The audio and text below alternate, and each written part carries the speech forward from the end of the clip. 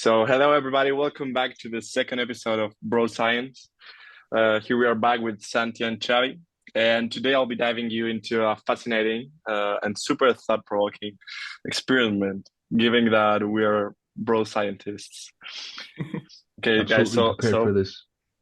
put attention, guys. This is a super thought-provoking experiment.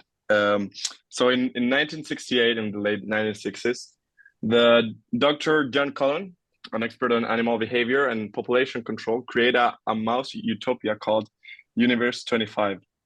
So basically, what he made was a mouse paradise designed to satisfy every need of them with abundant food, water, bedding, and living space. It was Perfect. 2.5 meters squared size, like the cage, with a 1.4 meters high wall. So it was pretty big. It contained 256 nesting boxes, each capable of holding 15 mice. So it was like it has the capacity to have about 4,000 mice inside. Calhoun handpicked four breeding pairs of healthy mice to be the Adam and Eve of this mouse Eden. He That's carefully nice. selected them from the National Institute of Health on breeding colony. So it was basically a super big space with abundant food, abundant water, nesting space, bedding. This is not gonna end well. It's not gonna end well. I'm telling you. All the mice were super healthy because they were handpicked, only eight of them. And the goal was to see whether a perfect society would flourish under these ideal conditions, right? So we have everything we need for an ideal society. So what happened in the experiment? The first 100 days was like the strive period. The mice started establishing territories and building nests. So nothing major. And the next 250 days was called the exploit period. During How this, long? then this one was 250 days, Mm. and it was marked as the exploit period. During this period, the population doubled every 60 days. Hmm. But keep in mind, guys, that even though there was like a lot of resources for all of the mice, like more than enough, this doesn't mean that all of them had the same access, because if you imagine like the food might have been in a certain place, or maybe two certain place, or maybe a couple, but some mice took over that territory and made it their own. So in this period of time, 250 days, they double every 60 days. Hmm. But the use of resources became unequal, and it led to crowd in certain areas. It got to it got to 620 mice at this point. So we went from eight mice to 620. The third period was called the equilibrium period, and it lasted for another 300 days and saw the population leveling off. At this point of the experiment, unusual violent behavior started to emerge.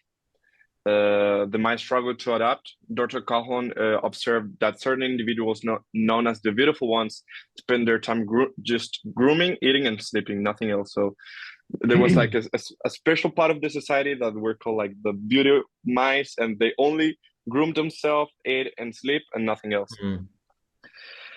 Um, and while they appeared healthy and alert, they were unable to cope with unusual stimuli and were, in fact, quite unintelligent.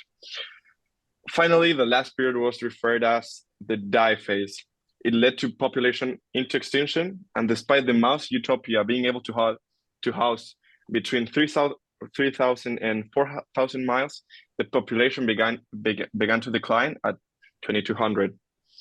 As the mice became less aware of their associates, violence increased, and their tails were often beaten. Eventually, the entire mouse population perished. So what happened? After day 315th of the experiment, so at the last days of the exploit period, Hmm. Calhoun observed a significant shift in the behavior and social dynamics of the mouse society. For some reason, the social bonds break down, the social hierarchy and structure begin to break down. For some reason, male mice became like increasingly aggressive. They started forming gangs and attacking other mice indiscriminately. This heightened aggression disrupted mating patterns and prevented the establishment of stable territories. On the other side, female mice started to exhibit abnormal behaviors. They abandoned or even attacked their young, their own children. They started attacking them for no apparent reason, contributing to the decline of the population. The stress and anxiety caused by this overcrowding seemed to also negatively impact the females' ability to nurture their offspring. Mating slowed down. Eventually, the population started to decline. And yeah, as I told you before, there was like a super interesting part of the society called the beautiful ones. These mice just withdrew from society and lived in the upper levels of the enclosure, focusing only on grooming, eating, and sleeping. They didn't have any interest at all in social bonds and refused to interact or mate at all. And yeah, as I told you, by day 600, the last birth in universe 25 took place. And from that moment on, the population slowly declined until all the mice were dead. They all Calhoun died. believed Like, all of them died. All of them yeah, died. wow. Day 600, last birth. And then, if I remember correctly, by day about 1000, all of them died. So like year later, from there, no more births, and then all of them died. Finally, Calhoun believed that overpopulation could lead to the collapse of any society, and he saw his experiment as a warning for humanity. Holy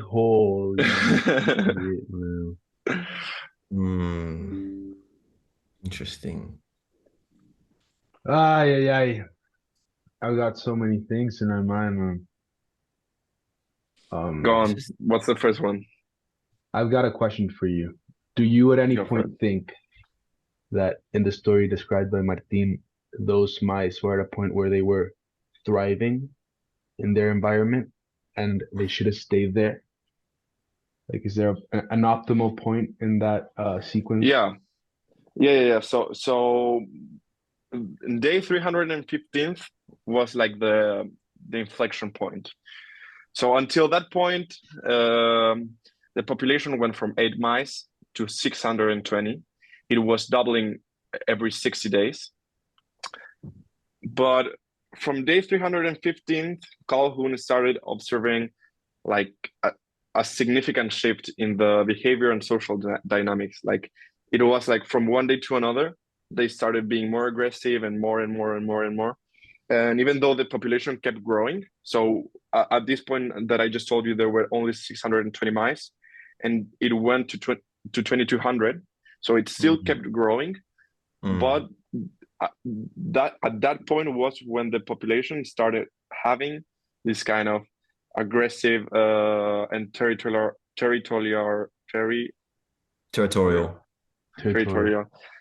behaviors. So I guess it would depend on what do you consider optimal. Do you consider optimal like good relation between the mice, or do you consider optimal the most mice possible?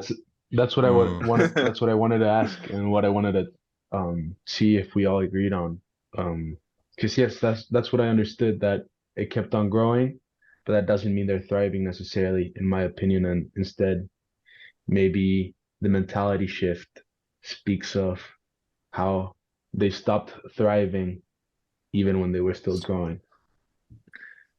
Yeah, and another interesting question is, well, first of all, why did they start changing their behavior? Because the capacity of this Utopia cage was about 4,000, and with only 600 mice, they started having these behaviors.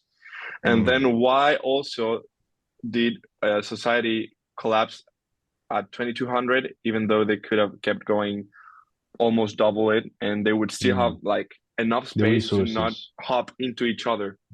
Like, The resources. Or the yeah, I mean, resources were there for how many mice? Sorry. and it didn't matter. Oh, They would just indefinitely. put more. They Oh, would just okay. put more if they ate everything. Like it Okay. would not matter. Yeah, So the mouse utopia, they get everything they need. That's interesting.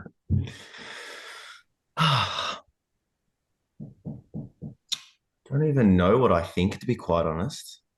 Like, hmm.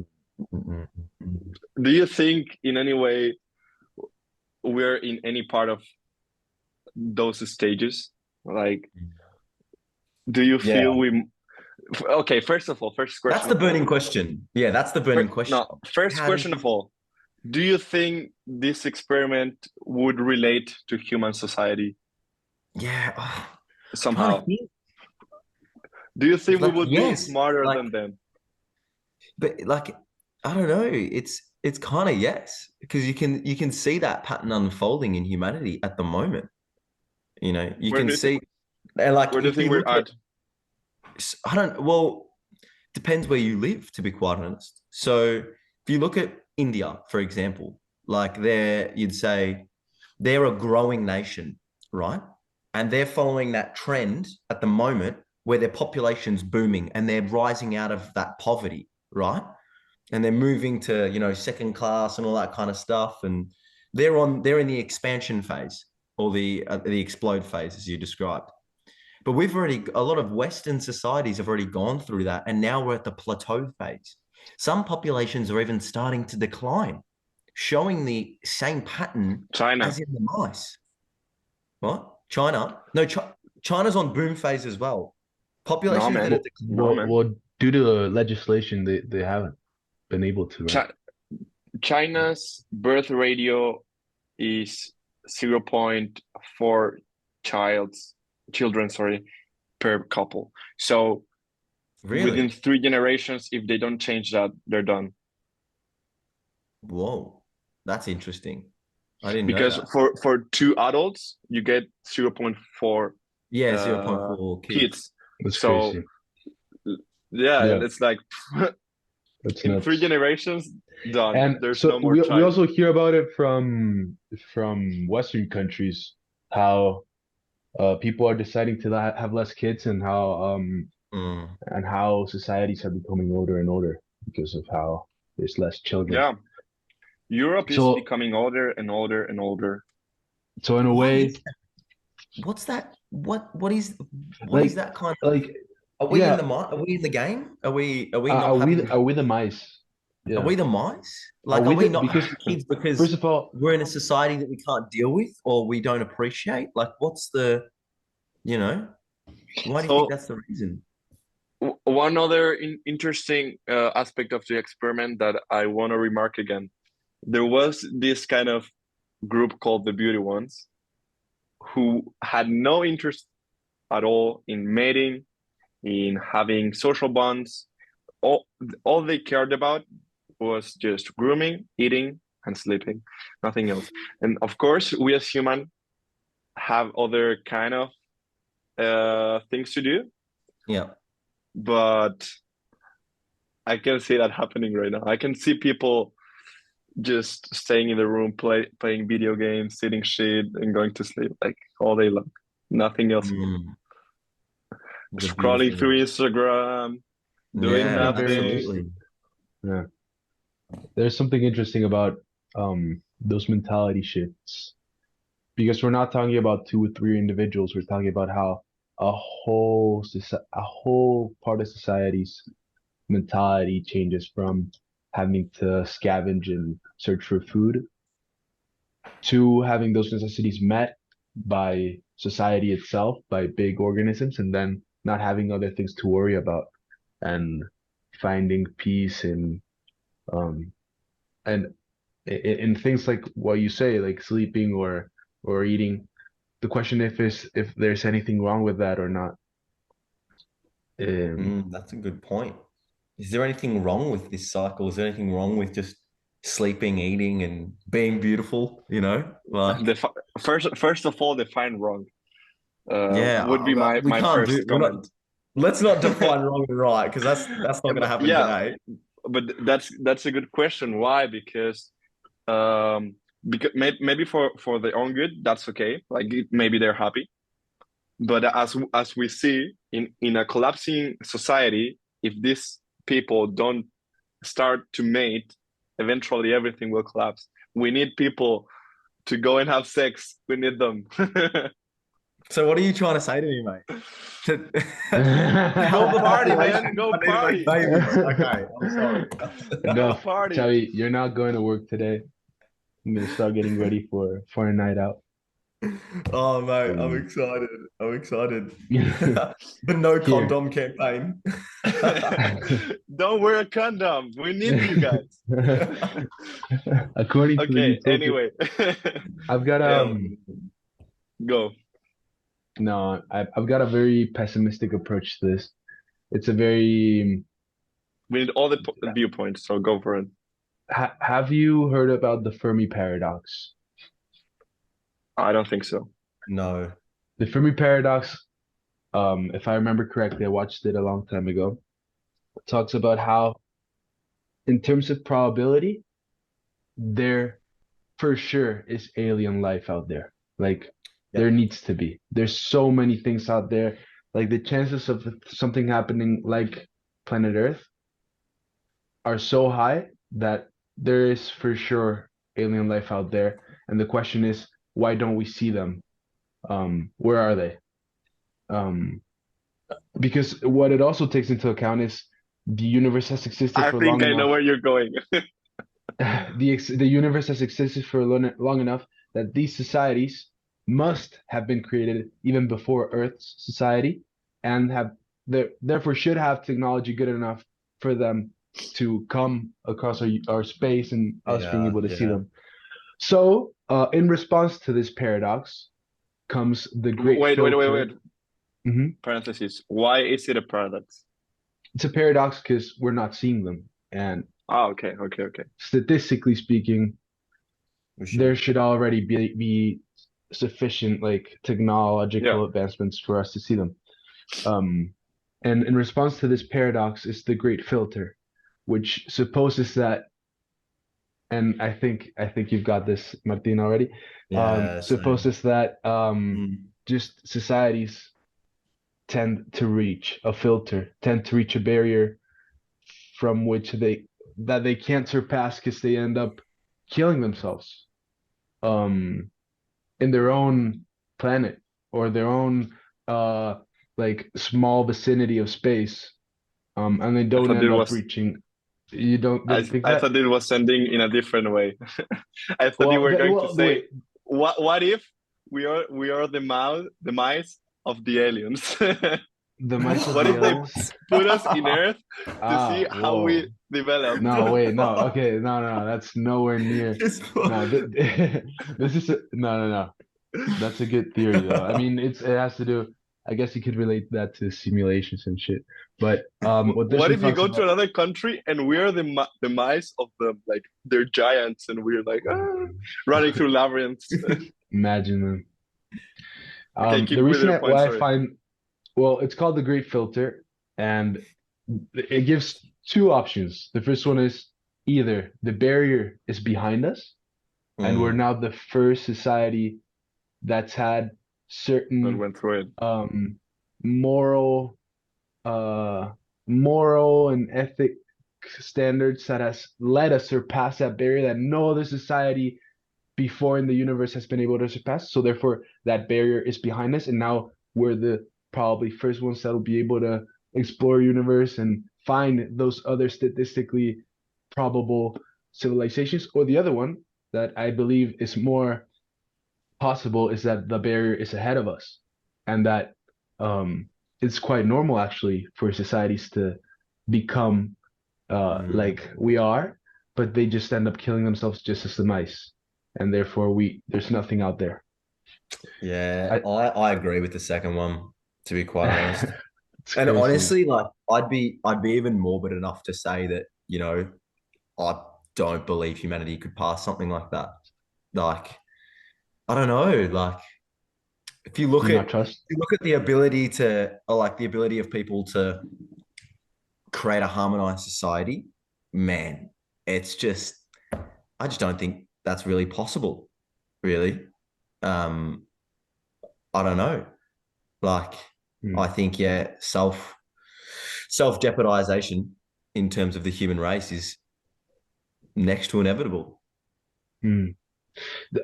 I was reading Sapiens as well, and it said something related to what you just said, how it's so easy for civil or societies to establish themselves up until they're 150 individuals or 150 more. individuals. Yeah. Because up to that point, it's just word of mouth. So everyone's kept up to date on who's being a cheat. So then everyone um frowns upon them, that one cheat, and then he's like excluded a bit from society, but then he needs to be brought back, and it's all very easy as long as you're less than 150 people. Then like actual organisms that take control a bit have to take place. So yeah, I think that societies for sure changes while more people get involved, which just goes in hand with what you're saying, Charlie, that mentality shift and people find other things that bring them peace. I don't know how to describe it. The motivations change. But I I, think what you just said, like, gives more weight to the first option that you said, that we are already past that barrier, and I think that's the one that gives me the most hope, and the one that I think would could be our case, and why. I think we're past that barrier because, yeah, in Sapiens, they do describe how most societies, after 150 individuals, they usually collapse. Um, Sooner or later, maybe it was 620, just like the mice. Maybe it was 190, maybe it was 200, but after 150, most societies collapsed in human history. Like, if we start seeing other species, they do, they also do. that's So interesting, man. we somehow passed that barrier, telling ourselves these kind of myths, these religion things, creating money, creating banks, creating laws. We started creating all this kind of stuff that didn't exist, just to make sense for our livings. And if you analyze it, how many species there are in Earth, we're the only ones that did it, or the only ones that we know did it, because who knows if whales also pray to God. But So you're saying if the mouse had a god, or the mice had a god, that'd be fine. no. I'm saying they didn't, They and need that's why mouse they Jesus. collapsed. That's why it collapsed. They didn't have any myths guiding them through this True. barrier. So all of the species that we have in Earth, only us were able to pass that barrier. What if, of course, yes, there's statistically there might be millions and millions of aliens around the universe. But what if, yes, there might be millions and millions and billions and trillions, but what if most of them didn't manage to pass this barrier, and only the least amount of species of aliens did? I mean, now we're not looking. Now the probabilities for them to have find us, they decrease so much that it might be possible that the reason why we haven't seen them is because only a few civilizations did pass this barrier. And that could be, yeah, interesting. What But will you talk? I kind of, no, I think I disagree with that. Sorry. And this is the reason why. I think our humanity, right?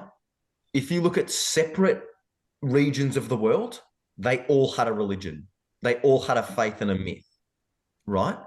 If all these separate places, like Aboriginal people in Australia who were disconnected from lots of the world for thousands of years, also had a myth and a religion, right? If you look at, I don't know, what's another, Easter Island or whatever, even though they collapsed, they do. had a myth. Chile. Right? Yeah, Chile. But so what I'm saying is that myths for advanced societies like ours, myths are just natural, and it's not like a random chance. So really, like, populations, all these Fermi paradox populations, if you think about the most advanced things there, they really should have had myths. But why do you think that goes against what I said? I think Because that's if they exactly had what I said. myths, Only us humans have had that in the story of Earth, as far as we know. no, but the idea is that, you know, those populations would have never made it because they didn't have what we had. They didn't have those myths or maybe technology or whatever it was. But I'm arguing that it's inherently natural for an advanced population to have those things. Therefore, those populations should have passed that barrier. And therefore, we should be seeing aliens today. Wait, Yeah, but I've got myths are not the only reason. Like Easter Island, yes, it collapsed, but because they consumed all the food and all the trees that they had. Like, yes, they might have myths, but there are other factors as well. Actually, for Easter Island, I did a subject a while back. It's called the geography of famine, right? And that, like, talking about population collapses, what we were talking about. And the main reason why populations collapse, or what we kind of concluded, was it's due to political instability. So even though there was famine and there was like bad weather conditions at the time in Easter Island, most likely it was actually due to political instability, because there's so many other cases of famine and weather, all that kind of stuff, but people still made it through, you know. It's only in political instability, when people start going on people and all that kind of stuff, when populations collapse. And that's what we've seen in the case of the mice as well. Yes, but say that. in the case of the Easter Island, they did consume all the resources that they have. And as it was the most isolated island in the world, if I'm not wrong, they didn't have somewhere to grab more. You guys. But I guess what I'm trying to say is that myths do not mean a society that's going to pass a barrier, but all societies that passed the barrier did have myths at some point of their story. So, okay, go. No, but no, yeah, I agree with you. I agree with you in that you've now explored the possibility of us surpassing that barrier and hypothesizing that maybe that barrier was the creation of myths, because that has let us create new technologies that for sure have the potential to take us out into space and explore the universe. But that same species that created myths and has been able to thrive in that way has also recently created weapons of mass destruction, which have the ability to kill us as a whole, which is like the other side of which no other species on the planet has been able to accomplish. But okay, about that, two things. Like the story is not written yet. History is not written yet. Like it hasn't finished. And the moment it is finished, it won't be finished because no one will be there to know about it. So yeah, I mean, it's always an open book. But the second thing is, yes, I mean, myths. When I talked about myths, I don't talk. I refer to gods. I refer to money. I refer to banks. I refer to laws. I refer to anything that we just believe because we believe it, and it works because we believe it. But if you look behind, there's nothing, right? Like if you look at money, money is nothing. Like you can.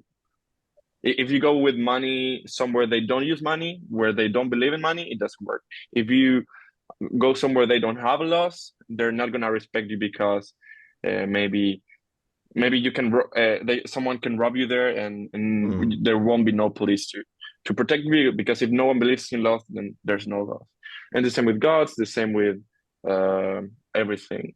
That's when I talk about myths, and yes, that has allowed us to go through that barrier, and there might be a second barrier that we hasn't gone through yet, that might be like the super technology advances part. We haven't been there yet. Who knows if we will be there, either to see it or we will be dead by it. Who knows? But yeah, it's hard to talk about that part because we just haven't lived it yet. I recommend you watch. I'm gonna send you a couple videos on the Fermi paradox. It's crazy.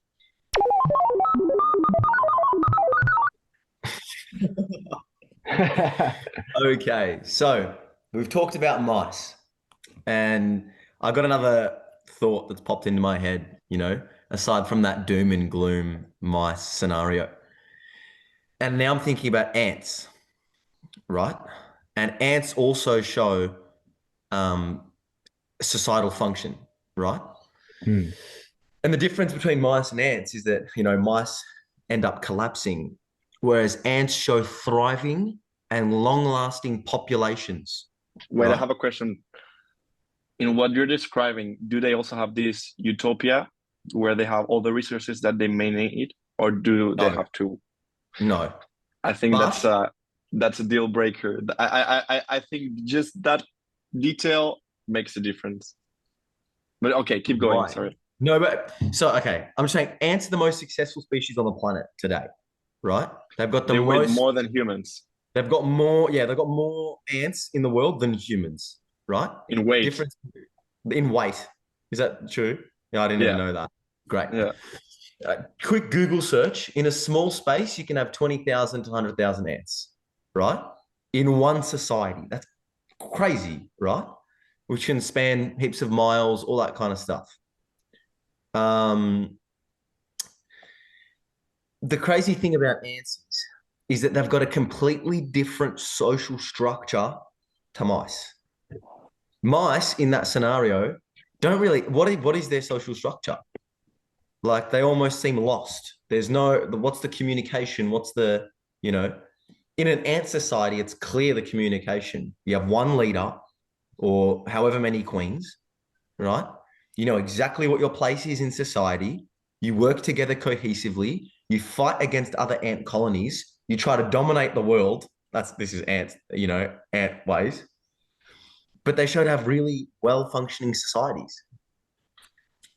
Is it possible for humans to get past their barriers by creating really good social structures like ants? Or are humans inherently unable to make those societies, or unable, sorry, because we won't follow a king or a queen or a myth, all of us in cohesion like ants, and therefore break down?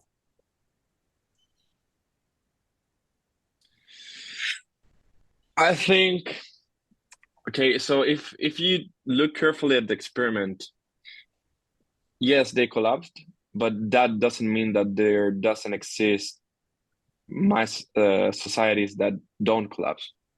It was just that in this utopia where they had abundant food, abundant space, abundant water, they collapsed in this situation. And I really think that's a key point, because like if you it's like you have nothing to worry about anymore, and when you have nothing that drives you, like if you don't need to hunt for your food, if you don't need to go to the river to get your water, if you don't need to kill your neighbor because you don't have enough space for your child, for your children, if you don't have anything that, and this is like a super existentialist viewpoint, if you don't have anything to live for, then for me it's like that's clear that's the reason why they collapsed. I can see, you can see now how people are lost with their purpose in life, and even more now that atheism has been going up, and religionism has been going down a lot. People have lost their purpose. They have lost, and people are killing themselves. Like if you don't have something to do, for me that's clear. Like probably, and I think if you give ants enough resources, they would collapse as well. I don't know. I haven't done this. I disagree, man, and I'll tell you why. Okay. I agree with you totally that because of this lack of potentially religion or power in front of you, that all the choice and burden falls on your shoulders, and it leads to like instability in yourself. Like, who am I? What is my purpose? What is my goal? And I think the mice were feeling that in their abundance, right? They're like, they're not searching for just the food or the water or whatever. They're like indulging in vanity to try and experience a purpose and then getting angry and whatever and breakdown, right? But ants are different because there's a queen. There's one person who's making the decisions, right? And everyone follows wholeheartedly. They believe what that one person says and they do it. And that's their purpose, right? They don't need to think about, they don't need to think, oh, where am I going to get food today? They're like, no. I have to go get food. I got told, bang, go. Do you know why I think that works that way? Because when everyone follows the queen, they have food, they have water, they have all they need. So they do have all they need. So why doesn't it break down? What happens if they already have it? If they don't need to do what they need to do in order to have what they need? They just go. I don't know what the queen does, but the ants. The point is, the ants don't question. The queen makes the decisions. So like they believe. So I was going to say my belief. Yeah, but so was the case for humanity at some point. We had lots and lots of kings, and why did that stop? What do you mean? What lots of cases? We had many kingdoms with kings and queens and princesses and prince.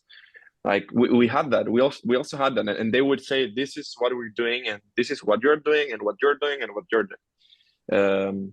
We also have seen it, maybe not with kings and queens, but with dictators.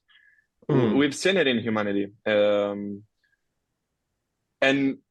certainly for a super long period of time, feudalism was a super, like, it worked. It worked. People, yeah. I don't want to know. I don't have any idea if they were happy or not. Like, it was hundreds of years ago, but they had the resources they needed as a society because the king said, "You do this, you do this, you do this, you do this."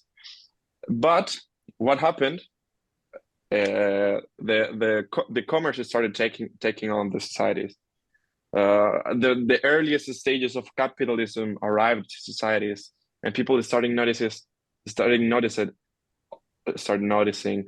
oh, I don't need the king anymore. I don't need this royal family anymore. I can just do my thing, sell it for this other thing I need. And then this is how the economy started creating itself. And this is what I'm wondering. What if ants don't need to follow the queen because they already have enough resources? What if, because yes, in feudalism we needed to follow the king. That's the point. Ants are programmed to follow their queen. They have to. Exactly. While humans, Sapiens also talks about this. And when it talks about the kingdom stage or the kingdom era, where people followed the king just as ants did, they eventually started questioning who gave this king this divine power, because they saw the king as God and that he was chosen by God, and it was intrinsically related to religion. And then one day, some people started questioning who gave this king the power he asked. And I think that's our difference with ants, that we are able to question, and we're not programmed in a way that we follow blindly. We don't know how ants think, though. We don't, but ants have not had any changes in the way they structure their societies, while we have passed from a lot of different stages. We're now a capitalism who says some people don't start questioning capitalism, and of course. Stages. I agree with everything you've said, except from the part that ants haven't changed the way they work. I think we have no way to know that. I think we do. I think maybe they might just be. But I think people definitely do know how ants work. It's just we don't. No. What I'm trying to say, what if ants do work now in a feudalism kind of way, but they stop in 500 years? Who knows? Like The way an the fact ant that they society haven't works, they have changed. one queen and they just follow their queen. Like the queen literally gives orders, and Yeah, that's it. but the fact that that's the case now doesn't mean that that will be the case forever. Yeah. Anyways, Uh, that's the biggest success. That's the biggest thing that's or one of the things that led to the ant's success. So I doubt that it might change, but then they'll probably get dominated by some other colony. If you haven't seen the video, go look at Ant Wars. Mad video. Oh, I think I have. Online. Oh, so sick. But anyways, look, I think yeah, my belief, and it kind of roots in this, is that dependent on the social structure you have, you can you can thrive as a society. I think that's how it works. Um, and I think the more that common people question, and the more that common people have the ability to choose and all that kind of stuff, it leads to a population's demise. And this also comes to my thought is like the people in power, if they question and they have the vision, all that, they also become corrupt. So it's that inherent, responsibility to find purpose instead of being given one that creates social collapse, in my opinion. Mm. I agree. Yeah. Your conclusion for me, what's the key point? Like having, I don't know. Like I think having a purpose, not having a purpose is what makes societies collapse. Whether that's given to you or you created it yourself, but definitely if you don't have a purpose, eventually you will collapse. Um, and we could see that in World War II. Like there was people mentally ill in hospitals, in like psychiatric clinics, and they would not respond at all. And as soon as the war started, they needed people like to drive the tanks and to drive the fire bombs and everything. And all of a sudden they recovered, and as the life got purpose, now they were able to do things again. Wow. Um, That's interesting, man. yeah, So I good. think it's so interesting. I think that's an emerging, as we talked at the beginning, that's an emerging problem. How we see people without an apparent purpose, and that's gonna be an interesting problem to tackle. Like start brainstorming how to deal with those people if you're able to. I mean, that's what psychologists do, I guess. But Mm, um, but still, that's a really interesting area to start studying more. Are you able to mm, change someone's purpose or give them purpose externally, or do they need to find it by themselves? Or is it ultimately assigned in a way to you from when you're little? mm. Like, what's your purpose in life? I love it. I love it. Such a good question. I think like often I think I'm like, is the way that, that American dream or the American ideal of, you should be free and you should be free to think, free to act, free to make decisions. Is that actually a good thing? Is that something we should be fighting for? You know, Hmm. or should you settle on some myths? Like, I think, should you actually be like, oh, I should just have kids to have kids. yeah, I should just accept the traditions of my society because then I'll actually feel at peace. Hmm. yeah, Interesting. and I don't think, for me personally, I don't think it matters. Like as long as you have something to go for, you have you wake up and you know, okay, this is why I'm waking up one more day. I'm going towards this. Um, Even if you're giving it or you assigned it to it yourself. But I guess, for example, in marriage, given that Mm, you touch like having children and everything, there are studies that have shown that, for example, in India, it's super typical to make two persons get married before they even know each other, yeah. and they are the most happiest people. Like if you compare them to like American couples that met on Tinder, or American couples that met on high I've school, also heard that uh, before.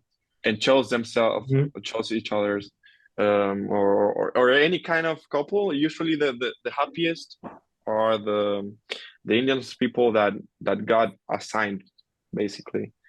And that might also have some incidents in the thing that, yeah, like if someone just tells you what to do, it's easier. It's like,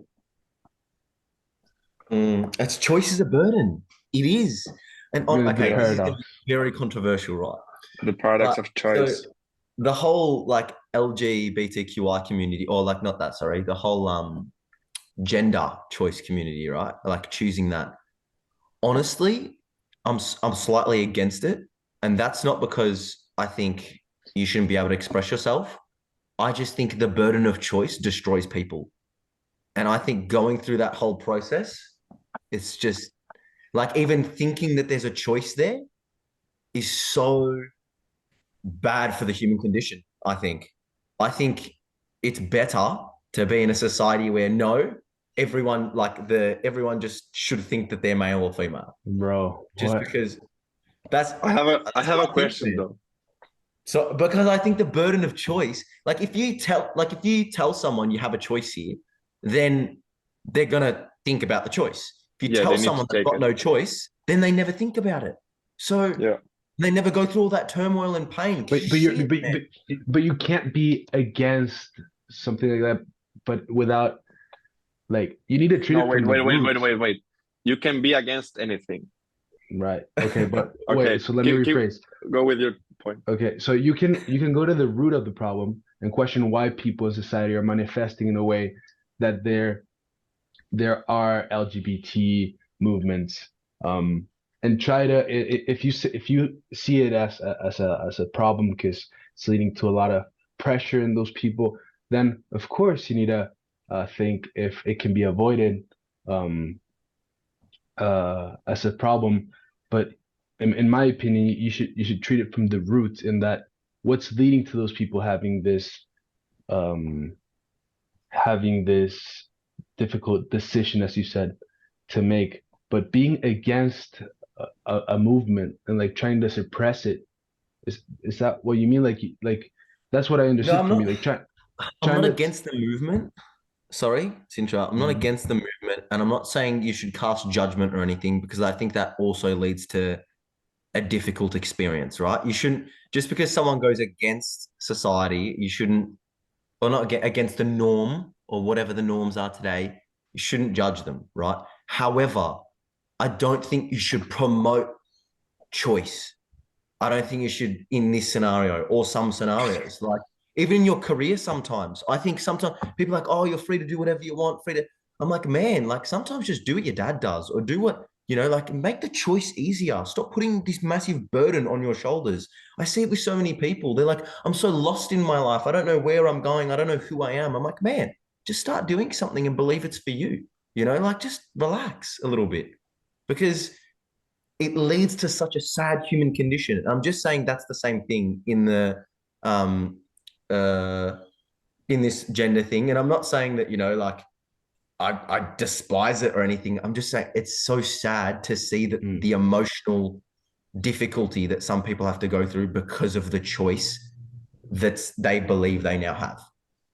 That's it. Yeah, but okay, I agree. I agree with all your Fuck, man. points, but Boys, but I'm so sorry to interrupt. I really need to go. Like I'm late for work, but I fucking love this conversation, man. okay, let's Let's wrap pause it it up. then. Let's wrap it We up can pause Oh it no. we can pause it and resume at another point. with other clothes. Also, Really really cool. happy for you guys to prove me wrong in this whole thing. Like, Of course, yeah. absolutely. Like, yeah. It's an interesting topic. Okay, why don't you? No, let's wrap it up. Let's wrap it up. Okay. Yeah. And how can we wrap it up? You just said a super It's like true. open point. This I is the know. problem with you going Well, to work after this. I was meant to leave 10 minutes ago. I'm fucked, man. I need to go. Right. That's a Okay. great. Okay, let's just cut it there and give no explanations. It's the second God. episode.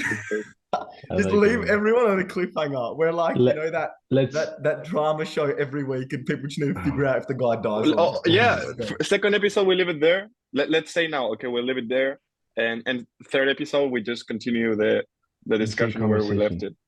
it. As if nothing happened with Yeah. different quotes. No, we say, oh, second Yeah. last episode we were with the okay. So, Wrap it up, next Xavi. topic then, I guess, is choice beneficial? Is that what we're going for? Or like what's the Let's see how it develops. Let's just start Right. with your last argument. Okay, done. Okay, wrap it up, Xavi. Boys, I loved being with you and having this brilliant bro science chat. I feel like we got a lot of not much science, but a lot of bro chat. And let's go for next week. Keen. See you, everybody. Thank you for listening. So, yeah.